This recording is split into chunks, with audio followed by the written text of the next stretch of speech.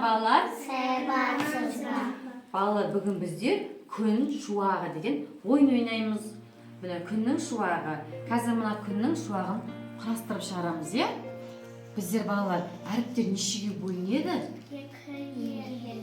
Қандай? Дауыссыз, дауысты. Дұрыс айтасыңдар. Дауысты әріптер қандай түспен белгіленеді біздер? Қызыл. Дауысты қызыл, дұрыс. Ал дауыссыздарды көкпен белгілейміз, иә, дұрыс айтасыңдар. Енді балалар, біздер мына күннің шуағын жасау үшін, мысалы үшін А әрпіне басталатын сөзді тауып аламыз мына жерден. Қандай А әрпіне басталатын сөзді білеміз ал? Алма. Қайсы алма? Иә, дұрыс. Алманы А әрпінің үстіне жабыстырамыз. Дұрыс. Бала, А әрпі дауысты ма, дауыссыз ба? Дұрыс, дауысты. Алманы буынға бөлейікші? Алма.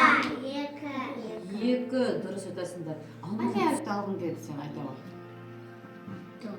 Доп. Қандай әріптен басталады? Басты әріп қандай әріп? Көмектесек ұлпанға қандай әріп алады? Д, иә, жабыстырамыз Д-ға. Д дауысты ма, дауыссыз ба? Дауыссыз. Ал буынға бөлек, доп бөліне ме екен, бөлек? Доп. Біреу, иә? Бөліне ма ол? Бөлінбейді, дұрыс айтасыңдар, ха?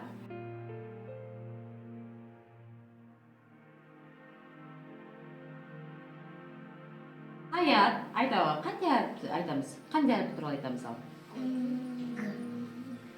Г, аха. Г дауысты ма, дауыссыз ба? Дұрыс, дауыссыз, иә? Г әрпі түсі қандай? Көк. Г әрпіне басатын қандай сөздерді білеміз? Гүл. Қайсы гүл? Иә, жабыстыра ғой. Ал буынға бөлек гүлді. Гүл. Бөліне ма? Иә, бір буын, иә? Жарайсыңдар, аха.